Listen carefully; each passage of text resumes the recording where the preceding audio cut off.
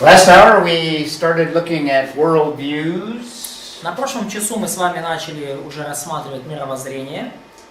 Gave you a description of what worldviews are like. Мы рассмотрели уже некоторое описание, определение того вообще, что такое мировоззрение, на что они похожи. Answered the question, what is a worldview? Мы ответили на вопрос, что такое мировоззрение. I mentioned that everyone has a worldview, Я упомянул, что мировоззрение есть у всех. but not everyone has a biblical worldview. In fact, very few have a biblical worldview. Но далеко не у всех есть подлинно библейское мировоззрение. На самом деле почти его ни у кого нет. We also stressed the importance of a worldview. Также мы подчеркнули важность мировоззрения. Or did we do that?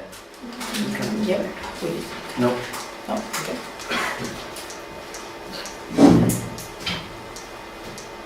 Let's stress the importance very quickly. Но давайте вот очень быстро подчеркнем важность мировоззрения. It's important because all have a worldview. Мировоззрение важно, поскольку у всех оно есть.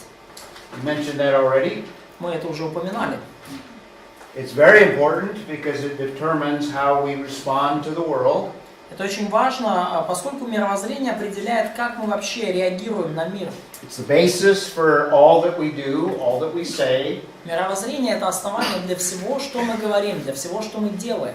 Basis of all decisions that we make. Основание для всех решений, которые мы принимаем.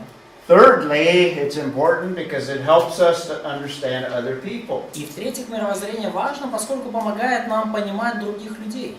And sometimes when we share the gospel with people, they don't grasp it, they don't understand it. И порой, когда мы делимся с людьми Евангелием, они этого не понимают, они не принимают это.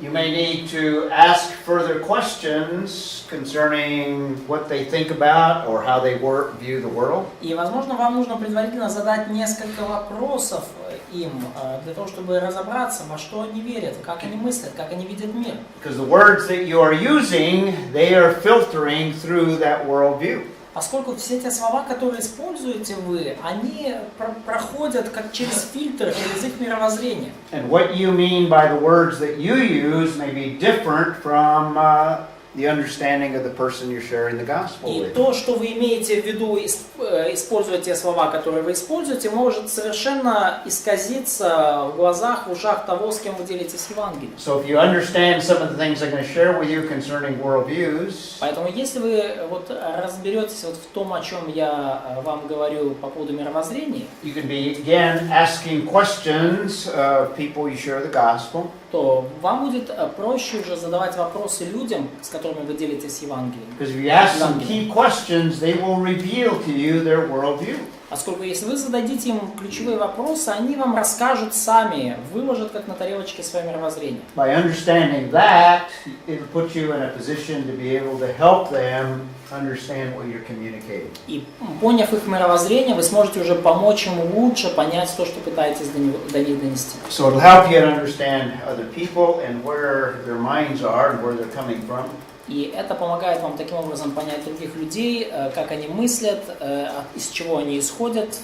It's also important because people often come from worldviews that are totally contrary to a biblical worldview. И это также весьма важно, поскольку люди часто с детства воспринимают мировоззрение, которое полностью противоречит библейскому. And it's because of that worldview that they're rejecting the things that you're talking about. И They're по rejecting причине Christ. этого мировоззрения они отрицают все то, о чем вы им говорите, они отрицают Христа. Worldviews are also important because ultimately it will determine one's destiny. Мировоззрения также весьма важны, поскольку в конечном итоге именно мировоззрение определит судьбу человека в этой жизни и в вечности. So heaven and hell are involved in an understanding of reality, an understanding of what God has set up. Поэтому попадание на небеса или в ад определяется именно пониманием, тем, как человек понимает реальность, тем, как человек воспринимает устройство мира. Let's talk a little bit about the things that make up a worldview, the elements of a worldview. Но давайте сейчас с вами поговорим о том, чем же формируется мировоззрение, элементы мировоззрения. And you can break down all worldviews into smaller categories. И вы можете все мировоззрения, которые есть в мире, разбить вот по этим меньшим категориям. And these will help you to be able to ask questions concerning what a person's worldview is all about. И эти составляющие помогут вам задавать хорошие вопросы, определяющие, в чем же состоит мировоззрение человека. So what are the elements that make up a worldview? Итак, какие же элементы составляют мировоззрение? The most important and the beginning of a worldview is how does a person view God? И самый важный, изначальный вопрос мировоззрения – это как человек воспринимает Бога. And sometimes if you just simply understand how people understand or their concept of God, that'll give you a lot of information concerning how to share the gospel. И порой даже вот этот ответ на вопрос, как люди видят Бога, как они его понимают, как они его представляют себе, дает вам огромное количество зацепок в том, как с людьми делиться Евангелием. So the first element of a worldview deals with theology. И поэтому первый элемент мировоззрения касается именно богословия. So what is the theology, which is the study of God? What is the theology of you or a person? Итак, вам в первую очередь нужно узнать, какое богословие, какие взгляды человека на Бога. What's the view of God of the atheist or any atheistic worldview? Какой взгляд на Бога, например, есть у атеистов или у любого атеистического мировоззрения? There is no God. There's no God, but that's a theological view. Но это богословский взгляд. That's a view of God. Это взгляд In fact, на Бога. that's a very huge viewpoint. На самом деле эта точка зрения очень такая масштабная, она значительная. But it is a theological idea. Но при этом это богословское убеждение. And if you ask questions concerning the nature of God, you'll better understand the person you're talking to. И когда вы задаете людям вопросы, связанные с природой Бога, то вы уже лучше понимаете, с кем вы вообще говорите. So you don't have to ask a complex question. All you have to do is just ask him, well, what do you think about, what is God like in your mind? You might ask a person. И вам не обязательно задать какие-то очень сложные вопросы. Вы можете просто спросить человека, как вы вообще представляете себе Бога? The atheist will say, I don't think he exists. I don't think there is one. Я вообще не думаю, что Бог существует. Я не думаю, что... You already know he has an atheistic worldview. So it may be any one of those that we listed or maybe another one. После этого вы уже, уже понимаете, он придерживается атеистического мировоззрения, может быть, одного из тех, что мы перечисляли, может, еще какого-то. What if somebody answers that question and says, well, I believe God is everything and everything is God? Но что если человек скажет вам в ответ на этот вопрос, я верю, что Бог это все, и все это Бог? It's very common in our culture. Очень также распространено в нашей культуре. What's his view of God? Какой же взгляд на Бога у человека? What's that called? Как он называется? Пантеизм. Pantheism. Very good. Yes. That's the heart of the New Age movement. That's their view of God. И вот это сердце движения New Age, это их взгляд на Бога. So it's going to give you a lot of information. That means that they have a lot of other views, but they have a spiritual worldview. И это дает вам очень много уже информации. То есть у них, конечно, может быть много других взглядов, но вот это указывает нам на их взгляды в духовной сфере. It's an unbelieving worldview because they don't believe in the one true God that is not all things. И это мировоззрение неверующего человека, потому что они не верят в существование единого подлинного Бога, который не является всем. In fact, we'll make a big distinction between the biblical worldview concerning God and the creation. И мы, конечно же, в библейском мировоззрении мы делаем серьезное разделение между Богом и творением. So the first area is a person's view of God. Поэтому первая сфера здесь – это взгляд человека на Бога. And that's important because the atheist, if he truly does not believe in God, then he only answers to himself. И это очень важно, поскольку he answers to himself. He's the final Yeah, authority. got it, accountable. И это очень важно, поскольку, например, если атеист не верит в Бога, то подотчетен он в таком случае только себе самому. If that's the case, then he can be a totalitarian leader. Если Бога нет, то можно быть кем хочешь, хоть там тоталитарным диктатором. And can kill millions of people and not even be concerned about it. И можно убивать миллионы людей себе спокойненько и даже не переживать особо. Because in essence, he is God in his own mind. В представлении такого человека он и есть Бог. Он самому себе только подобен. Second major element of a worldview we would describe as what is ultimate reality. How do you understand all things on a broad scale? Второй важный элемент мировоззрения – это то, какова же конечная реальность, как нам описать все существующее. So a worldview includes metaphysics, a philosophical idea, a term there. Поэтому мировоззрение включает в себя метафизику, такой философский, может быть, термин. And to simplify it, ultimate reality is, we can say, the atheist believes that there's only one realm, the natural realm.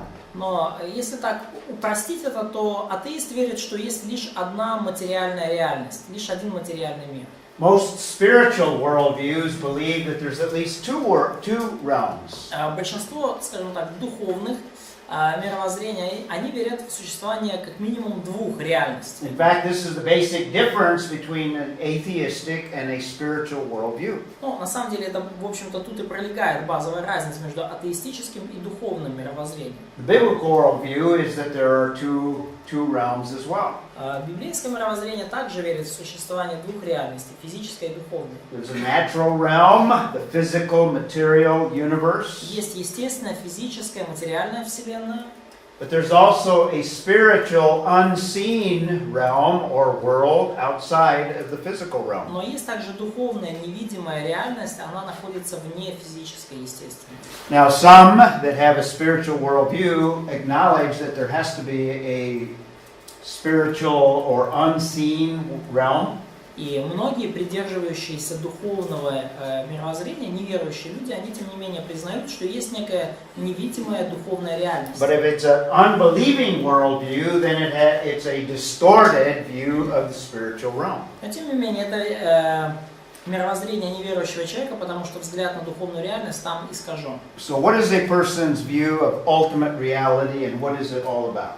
Да, поэтому второй важный компонент мировоззрения, какой взгляд человека на конечную реальность и вообще как он видит реальность и количество реальности. Another major element is what is a person's view of knowledge. И третий, еще один важный компонент, это то, как человек видит знание и познание. The whole study or the whole area of knowledge is called epistemology. Вообще вся философская дисциплина, касающаяся знания и получения этого знания, она называется эпистемология. So a worldview includes theology, Поэтому мировоззрение включает в себя богословие, includes metaphysics, включает в себя метафизику and then includes an epistemology. и включает в себя эпистемологию. And I'll develop that further as we get through. Let me just lay them out, and then we'll come back and describe them in more detail. Я больше поговорю об этом в будущем, просто давайте я сейчас изложу, а мы потом вернемся и детально исследуем. Postmodernism, which is a worldview, И, например, постмодернизм, и это тоже мировоззрение, believes that you really can't know, and there's really not true knowledge in an absolute sense. Эпистемология верит, постмодернизм верит в то, что мы на самом деле твердо ничего не можем знать. Denies the concept of absolute truth. И подлинного знания быть не может, и они тем самым отрицают такую концепцию, как абсолютная истина. We'll see that a biblical worldview, in fact, says that there is absolute truth. И мы увидим, что библейское мировоззрение говорит о том, что абсолютная истина существует, и таким образом подлинное знание возможно. Fourthly, a worldview involves ethics, И в-четвертых, мировоззрение включает в себя этику, or we might call that morality. или можно называть это моралью. The unbeliever or the atheist has a morality as well. У неверующего человека, у атеиста также есть своя какая-то мораль. He decides what is right and wrong based on his worldview. Человек решает, что хорошо и что плохо на основании своего мировоззрения. So that involves the whole area of living or actions or ethics. И это включает в себя всю сферу практической жизни, действий, этики. Another major element is mankind. What is the person's view of mankind? Еще один важный компонент – это человек. Как тот или иной человек видит себя и человечество в целом. The study of mankind we describe as anthropology. И изучая человечество, мы вот называем эту дисциплину антропология. Obviously, there's a biblical anthropology. И очевидно существует дисциплина такая, как библейская антропология. And another area or another element is ultimate destiny. И еще одна сфера – это конечная участь. So these are the major 6 elements of a worldview.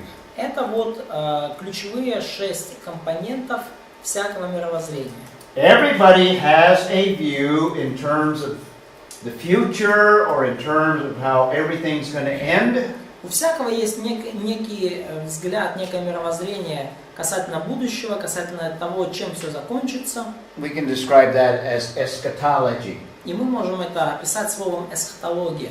I just got done teaching an entire course on eschatology at a seminary in the city I live. Albuquerque. Да, и вот я буквально недавно закончил преподавать курс эсхатологии в семинарии в городе, где я живу, в Альбукерке. Now I laid out what I believe is a biblical eschatology.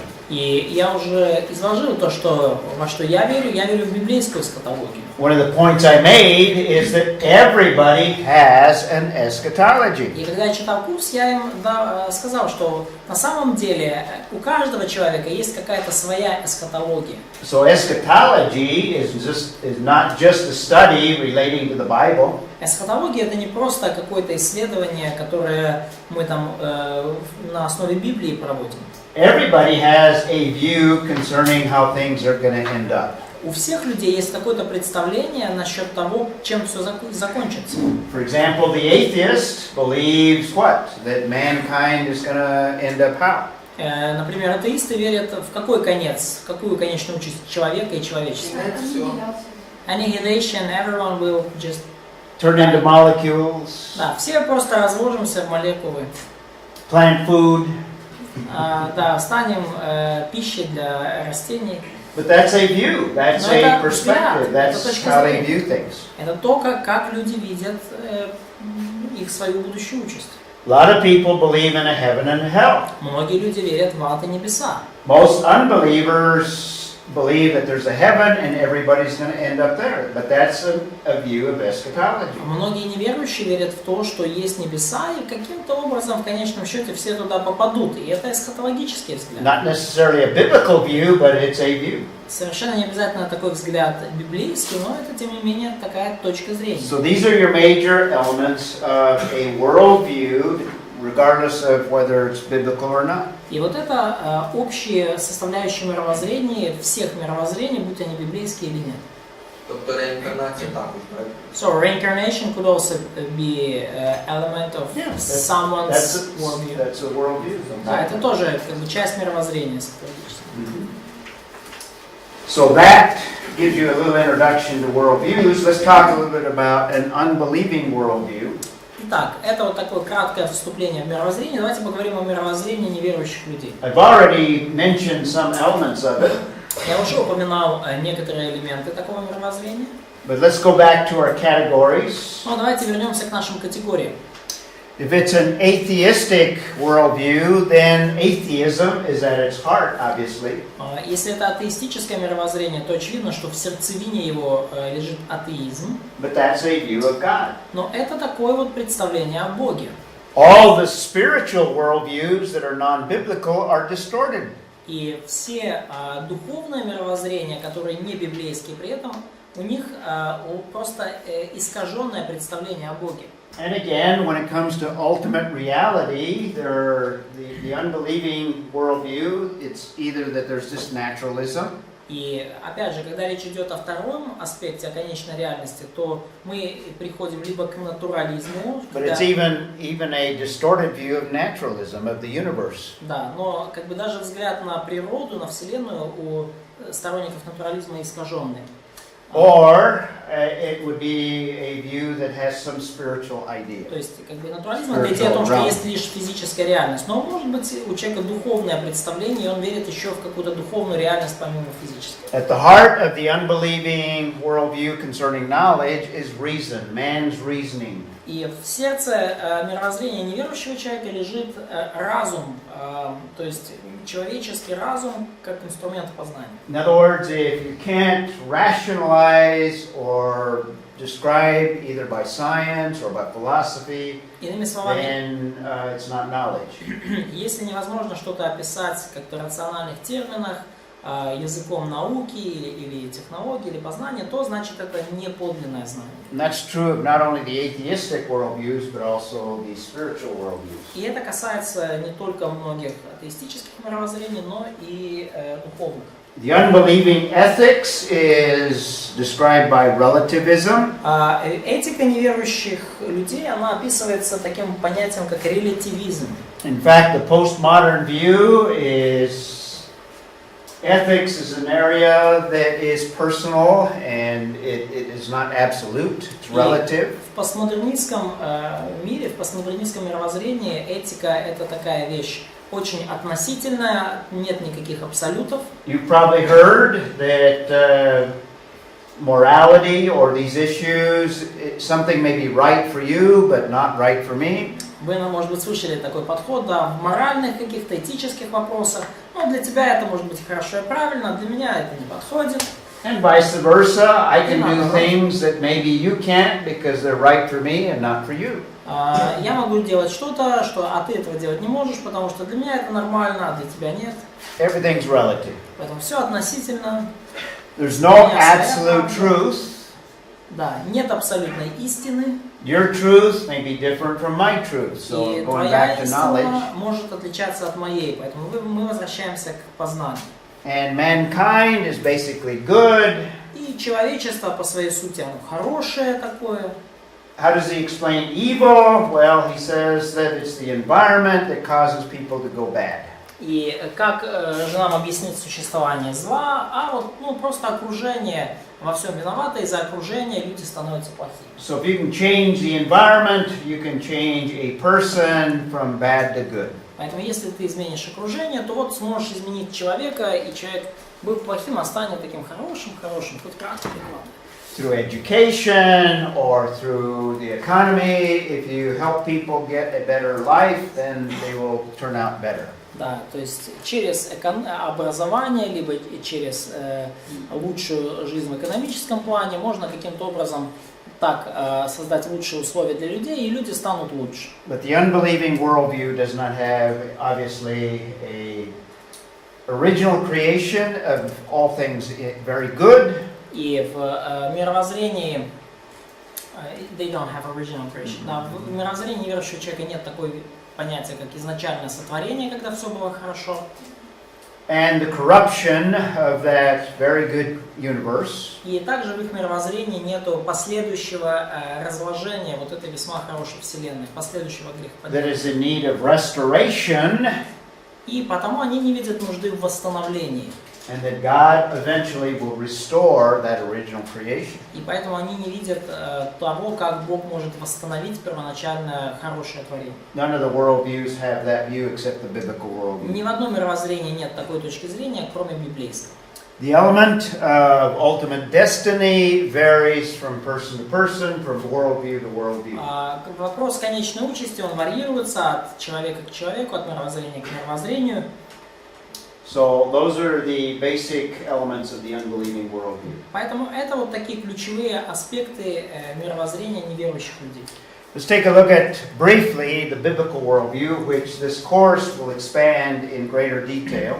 И давайте рассмотрим более детально библейское мировоззрение. На данном курсе мы приведем куда больше подробностей касательно. Just so that you have these together with the unbelieving worldview. Просто чтобы вы могли сопоставить библейское мировоззрение с мировоззрением неверующих людей. In fact, the Bible gives a lot of detail concerning who God is, His nature, His attributes. Но Библия дает вообще очень много деталей касательно того, кто такой Бог, какова его природа, каковы его атрибуты. He not only is real and he exists, but he's personal. Бог не просто реален, и он не просто реально существует, он еще и личность.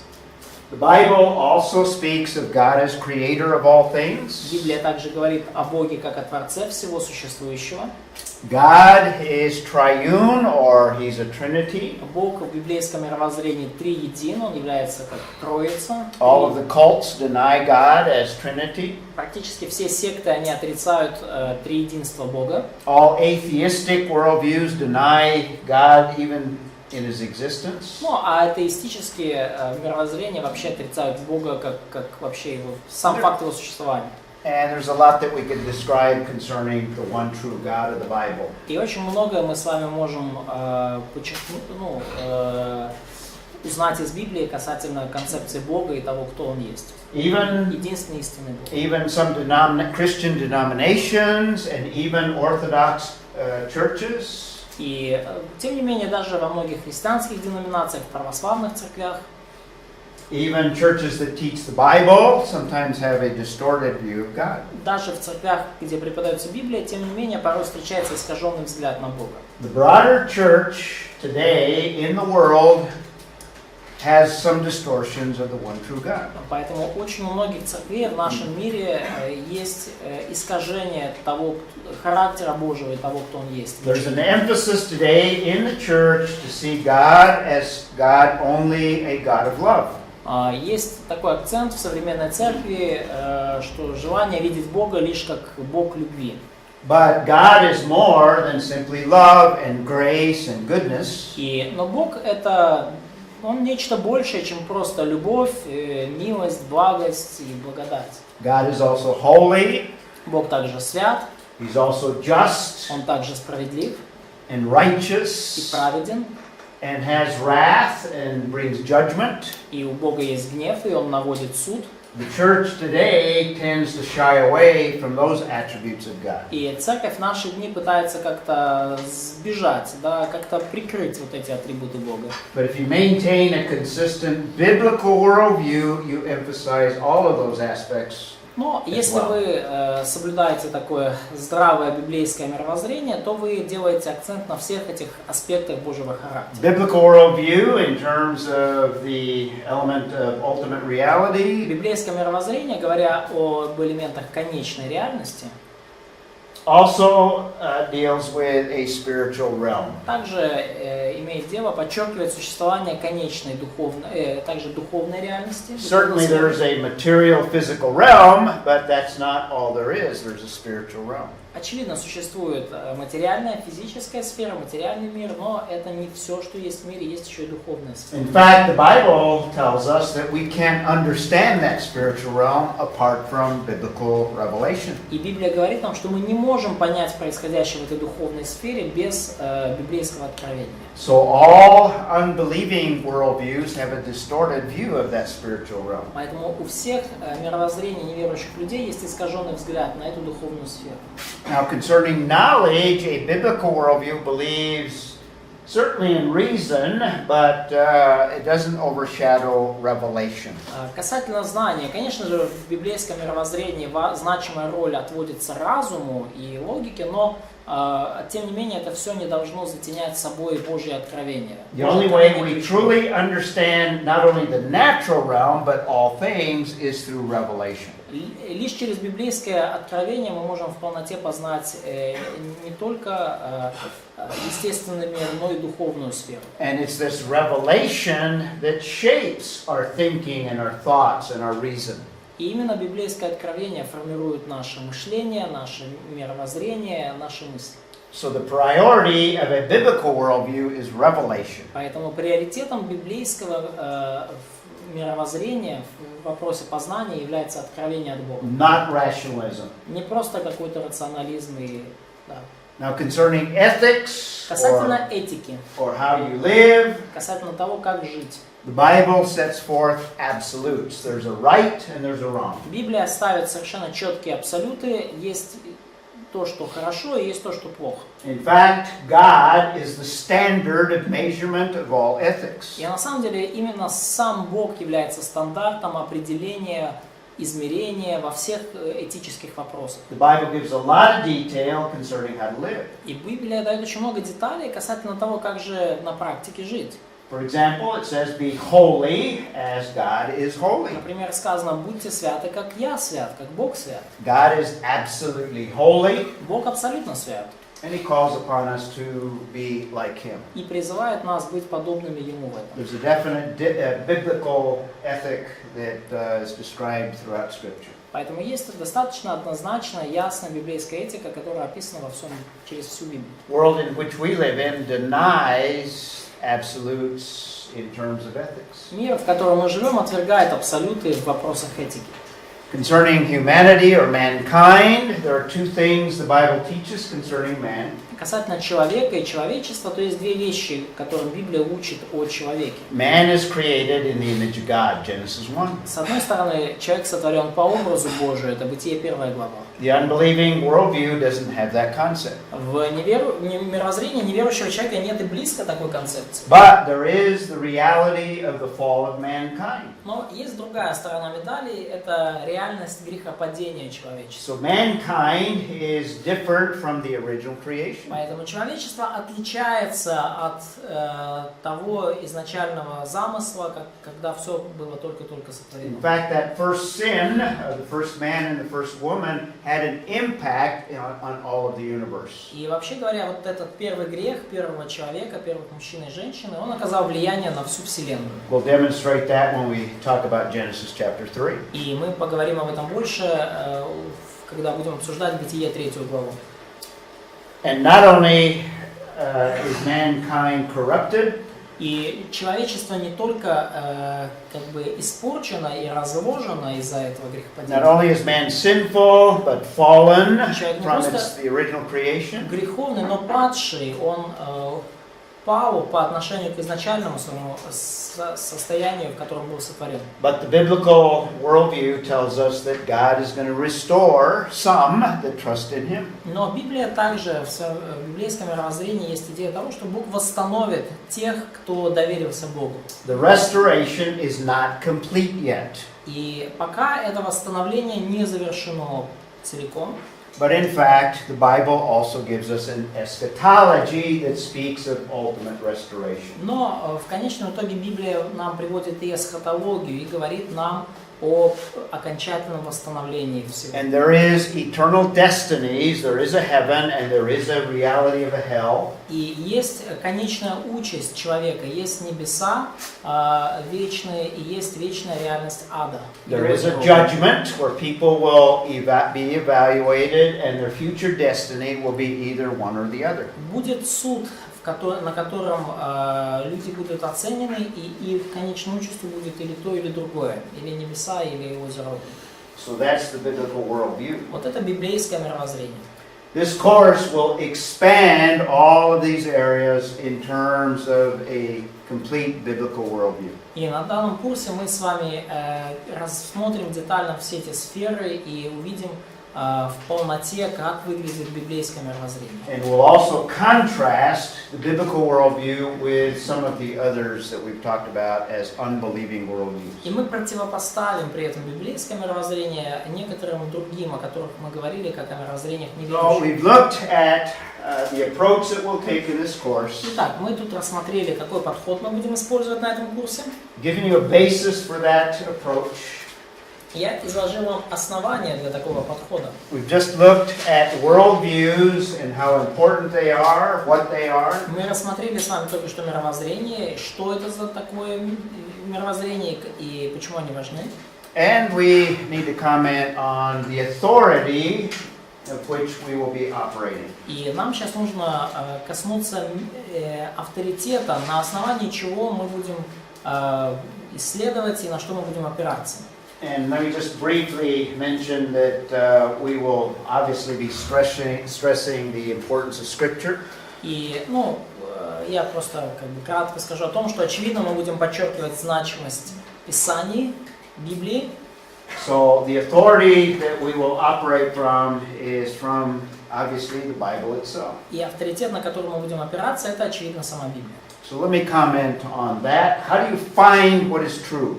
И давайте маленький комментарий сделаем на этот счет. Как вы вообще обнаруживаете, что есть истина? What's the difference in terms of a unbelieving worldview and our worldview, the biblical В worldview? чем разница между мировоззрением неверующих людей и нашим библейским мировоззрением? And how do we come to conclusions concerning truth? И как мы вообще приходим к тем или иным выводам касательно истины? How do you find truth? Как вам найти истину? Now, in our culture, particularly in my country, И в нашей культуре, по крайней мере в моей стране, the main way that we find truth is probably the same here. And what would people say is the main way that you would find truth in основной Ukraine? способ обнаружить истину — это послушать, что говорят другие люди. Наверное, в Украине все так же обстоит, да? Слушаем других людей и пытаемся найти в этом истину. Maybe so some like meditation, some reasoning, some experience. Okay, that's kind of philosophy then? Да, Is that what you say? Приведите пример. Как вообще люди определяют у нас, что истина? Субъективно. Very subjective approach to that. That would be subjective. What's a better way in our culture? Ну, как And еще? what would most people answer? Как бы большинство людей ответили, что есть истина?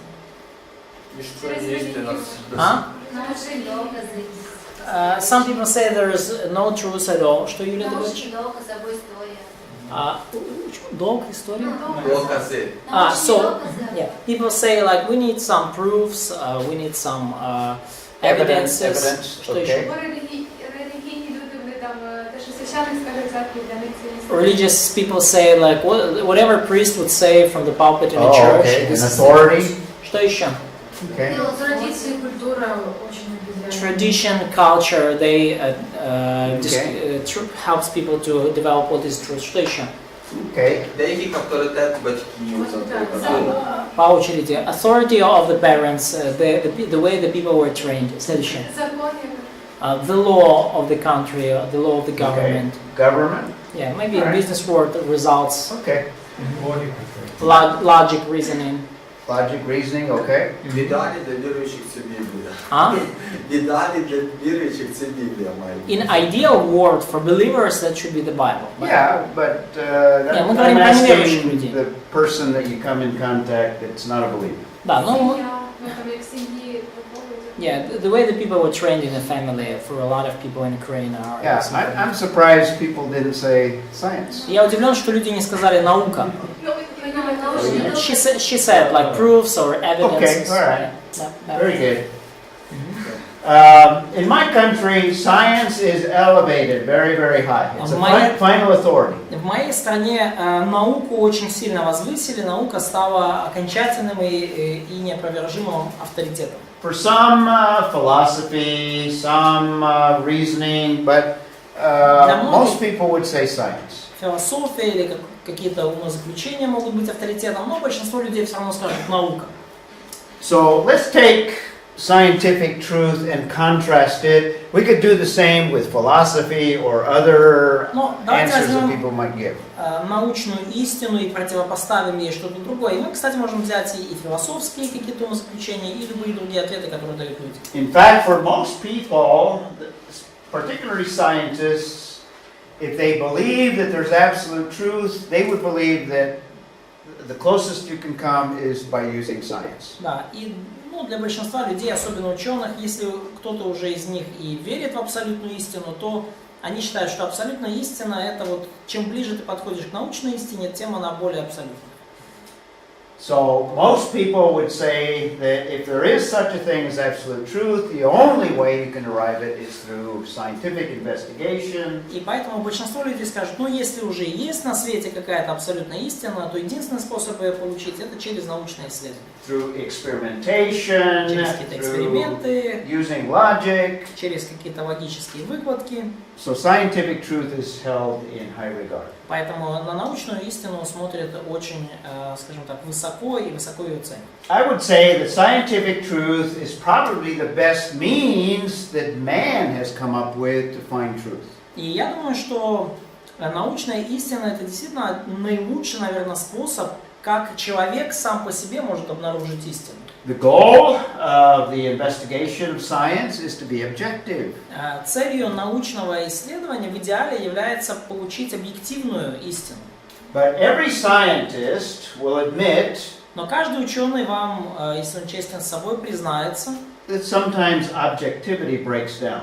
что порой объективности ему или ей не хватает.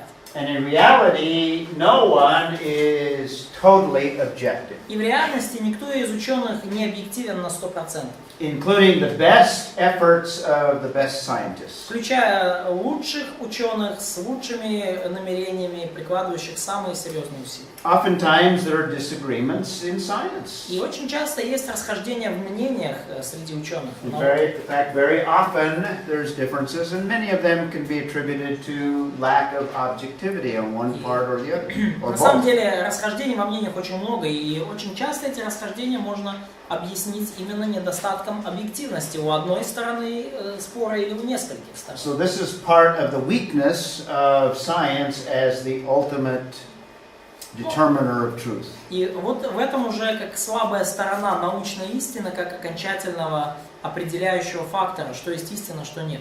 Now I'll talk about this some more later, but let me mention it at this point. Но я поговорю об этом немножко больше чуть позднее, но давайте я вот сейчас упомяну. Observational science, there's two areas of science. Вообще есть две сферы науки, есть две такие области научного познания. One area is called observational science. Одна наука, ее называют наука, связанная с наблюдением. Observational science is done in the present time. It's not in the present time? It's done in the present time. Да, наблюдательная или описательная наука, она совершается, она формируется в настоящем времени. In other words, you make observations in the present. Иными словами, вы делаете наблюдения здесь и сейчас, в You настоящем времени. come to conclusions concerning those observations. И вы приходите к тем или иным заключениям, к тем или иным выводам на основе этих наблюдений, здесь и сейчас. Then you formulate an experiment or a test to see the validity of those conclusions. И потом вы еще формируете какой-то эксперимент, какое-то испытание полевое для того, чтобы убедиться в точности ваших умозаключений. Maybe your experiment will demonstrate that the conclusions you came to are in error or are not right. Может быть, эксперимент реальный покажет, что выводы, к которым вы пришли, они ошибочны, они не работают. So observational science tends to be more objective than this other type of science I'm going to talk about. И потому вот наука экспериментальная или описательная кажется все-таки более достоверной, чем другой вид науки, о котором я вот скажу вам What через I'm making a contrast between what our culture, particularly my culture, has a very, very high level of confidence in. Итак, что я пытаюсь сейчас сделать, это я пытаюсь провести контраст между тем, что, на что полагается в очень сильной мере моя культура. I want to contrast scientific truth with absolute truth. И я хочу противопоставить научную истину библейской истине. Okay. There's another category that we'll talk about later in more detail. И есть другая категория, о которой мы поговорим позже с большим количеством деталей. It's called historical science. Это историческая наука. There's a difference between observational science that's done in the present И есть большая разница между наблюдательной наукой или экспериментальной наукой, которая совершается в настоящее время. Экспериментальная наука. There's a difference between that and science that deals with issues of the past. И есть разница между этим и той наукой, которая касается вопросов прошлого. That's historical science. Это историческая наука. Like I said, I'll describe more of that later. И как я сказал, я больше расскажу об этом на протяжении курса. That area of science is more subjective. Эта сфера научного знания, она еще более субъективна. And it has more assumptions to it than observational science. И она дает еще больше места для каких-то предубеждений и каких-то предварительных умозаключений, чем экспериментальная наука. So let's contrast observational science with absolute truth. Поэтому давайте противопоставим вот эту истину, которая получается в результате наблюдения, с абсолютной истиной. Maybe I should ask you the question. Может, Is scientific truth absolute truth? Можем ли мы считать научную истину абсолютной? No. Нет. Anyone think yes? No? Если кто-то, кто считает иначе? Why not? Could you explain why? I will. Я объясню. Изменяется. Yep. It's what?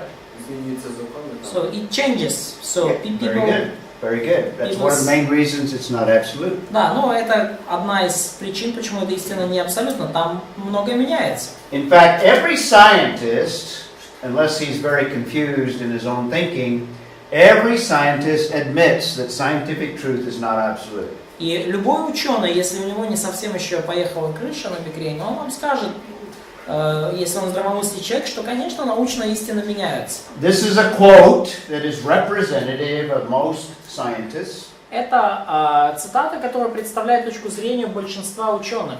By a very famous and well-known evolutionist who's not a believer. И это точка зрения очень известного эволюциониста, неверующий человек. But he's honest concerning the nature of science. Но он очень честно описал вообще природу науки.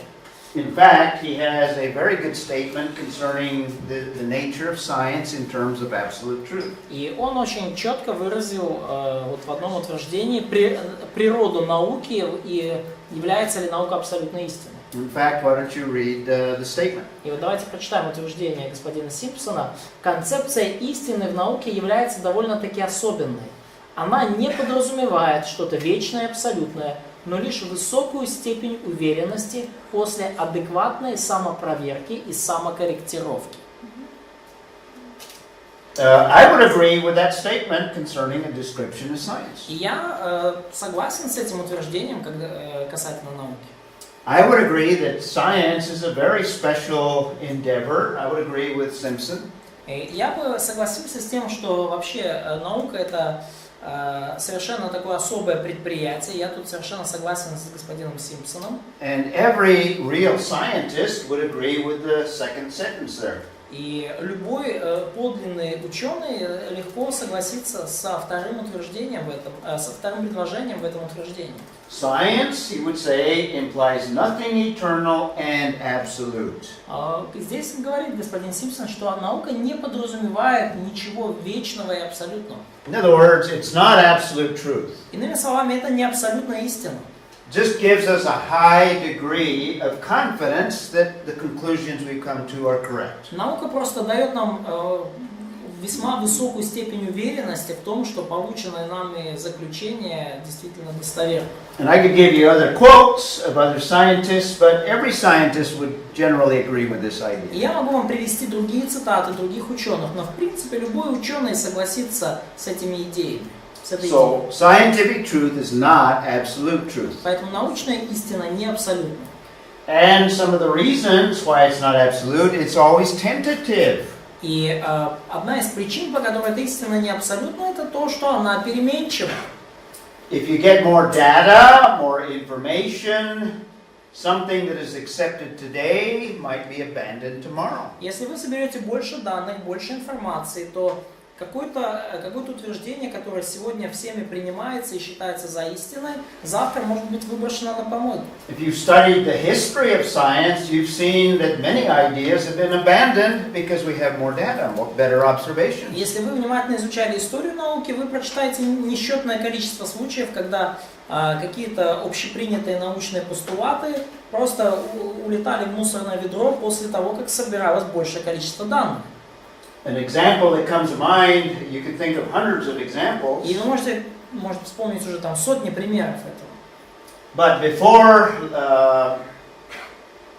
the 1800s, I believe, I'm trying to remember the time frame exactly. Да, ну вот приведу пример. Где-то вот в конце 18 века people thought that when they were observing a piece of meat that was exposed out in the air, люди наблюдали да, люди наблюдали кусок мяса, выставленный вот на воздухе на свежем. they noticed that these maggots would come from the meat. Like worms. Yeah? Worms, yeah. Да, и они обнаруживали там, ну, скажем так, личинок разных, которые из мяса вылазили со временем, когда оно полежит на воздухе. And all of the observations they made, they couldn't determine what produced those. И они делали разные вот наблюдения, но они не могли понять, откуда эти личинки берутся, что их производит. So they thought that there had to be something within the meat that caused these maggots to grow and then mature into little creatures. И они предположили, что где-то внутри мяса живут вот эти вот зародыши этих личинок, и вот со временем уже из мяса там они вырастают и превращаются вот в этих маленьких радостей. But later on, after more observations were made, Но чуть позже, после того, как сделали больше наблюдений, people realized and came to the conclusion that flies were laying eggs in the meat. осознали, что так это ж личинки не в самом мясе были, это просто мухи налетали и свои там откладывали там яйца, и вот из этих яиц вылупались вот эти вот личинки. But the eggs were too small to see, so the observations were made. But the conclusions that were drawn were abandoned once you know more information. Да, вот как бы личинки, которые откладывали мухи, были слишком маленькие, чтобы их заметить. Но когда их уже все-таки заметили, то тогда предыдущую информацию про то, что личинки живут в самом мясе, просто выкинули. This is the case with science in every area, whether it's biology, astrophysics, geophysics, whatever. И похоже происходит в любой сфере науки, будь то астрофизика, геофизика, биология, что угодно. Conclusions are tentative always. Всегда умозаключения, которые делают ученые, переменчивые. And that's the case with every area of science. И это касается любой научной сферы. Science also involves agreement of a majority of scientists. И также в науке требуется порой консенсус большинства ученых. Scientists today accept, after experiments, truths if you have consistency in the experiments. Например, ученые в наши дни, они считают результаты эксперимента истинными, если при повторении этих экспериментов наблюдается повторяемость результатов. So, can I check? So, if other people doing the same experiment, they get the same result. Yes. Yeah? Yes. Yeah. То есть, если другие люди, проведя ваш эксперимент, получили те же результаты, что и вы, то эксперимент считается надежным, и выводы считаются надежными. In fact, in general, what happens in the scientific community, Ну и обычно что происходит в научном сообществе? somebody makes observations, Кто-то делает наблюдения, comes to conclusions concerning those observations, приходит к неким выводам касательно этих наблюдений and they come up with what is called a hypothesis, и выдвигают некую гипотезу, just an idea. просто вот идею. Maybe true, maybe may not be true, maybe partially true. Она может быть правильная, она может быть неправильная, она может быть частично правильной. Then he performs an experiment. И потом осуществляется эксперимент.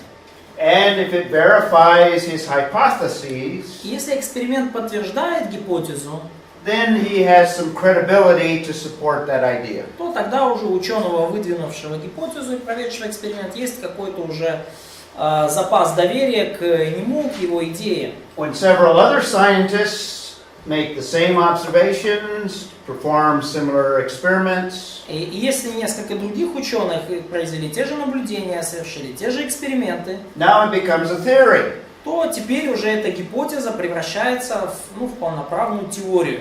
It still may be true or maybe partially true, maybe not true. Эта теория все равно может быть там частично истинной, или вообще не истинной, или истинной. After several experiments over a long period of time, if people keep coming to the same conclusion, Но если продолжаются эксперименты на протяжении долгого времени, и люди продолжают приходить к одним и тем же выводам, it goes from is that correct spelling? hypotheses. I'm an engineer, so spelling's not real easy for me. Да, ну да, вы уж извините, я инженер, мне произношение слов не всегда легко Then it goes to theory. То есть со временем гипотеза переходит в состояние теории. And once an idea is accepted by the whole community or most of the community, И после того, как эта идея воспринята большей частью научного сообщества или then what does it become? всем сообществом, чем теория становится? A scientific Научным, truth, law, law. научным законом. Yeah, law. Okay? That's when the consensus of the community accepts that idea. Да, это вот когда научное сообщество как бы консенсусом принимает вот эту идею в качестве закона. Once it becomes a law, does that make it absolute truth? Но как, в тот момент, когда научное сообщество приняло нечто в качестве закона, становится ли это абсолютной истиной? Аксиома и нет. Аксиома. Like in some areas there is a word like axiom, like in geometry, like we have some. Is it absolute truth? Но становится ли аксиома, закон абсолютной истиной? Нет, пока новая No. информация не... No. Until we do not get the other data. No. Even if it becomes a law and everyone accepts it, doesn't make it absolute truth. Даже если какая-то идея становится законом и все ее принимают, она от этого автоматически абсолютной истиной не становится. Historically, there have been many laws of science that have been abandoned. Исторически у нас было уже множество законов природы, которые пришлось выкидывать в мусорное ведро. When the theory is disproved or even the law has been disproved. Было много случаев, когда теория была опровергнута и даже закон научный был опровергнут. Using that same example of worms coming or maggots coming out of the meat, Используя тот же пример личинок, которые вылазят из мяса на воздух. there was a law of science called biogenesis. In other words, life comes from non-living matter. Да, то есть был целый закон природы, биогенезис, то есть жизнь, которая происходит из живой материи. Today we've abandoned that idea because further data has shown that it's not valid. Сегодня мы уже отвергли давно и забыли этот закон, потому что более поздние исследования дали новую информацию, новые данные, которые опровергли его. Life does not come from non-living matter like dead meat. То есть идея биогенезиса, несостоятельная жизнь, не происходит из неживой материи. But life comes from life. Как, например, личинки не происходят из неживого мяса. Жизнь происходит из жизни. The law of biogenesis is no longer held by science because it's been disproven. Закон биогенезиса уже давно никто из ученых этого не придерживается, потому что он был опровергнут. То есть идея в том, я, может, чуть не точно перевел, жизнь может произойти из неживой материи. Вот в это люди верят, что из мертвого куска мяса появляется живая личинка. So concerning this idea of consensus, David Dye says the following. И касательно вот этой идеи консенсуса, Дэвид Дай сказал следующее. In science, consistency of data interpretation constitutes proof. В науке последовательность толкования фактов составляет доказательство. But still, it is not absolute. Но это все равно не абсолютная истина. A scientist would say that scientific truth gives you an approximation of absolute truth. Ученые вам скажут, что научная истина позволяет вам максимально приблизиться к абсолютной истине. But someone may come along and basically disprove what is held to be consistently true. Но кто-то может появиться на, так сказать, небосклоне науки и опровергнуть то, что считалось последовательной доказанной истиной. A major problem with science is it's done by mankind. И основная проблема науки в том, что она совершается людьми. So science has all the weaknesses, all the frailties, all the distortions of mankind. Поэтому наука несет на себе все те же слабости, недостатки и уязвимость и испорченность человека. Therefore, scientific truth is never absolute. Потому научная истина, она никогда не является абсолютной.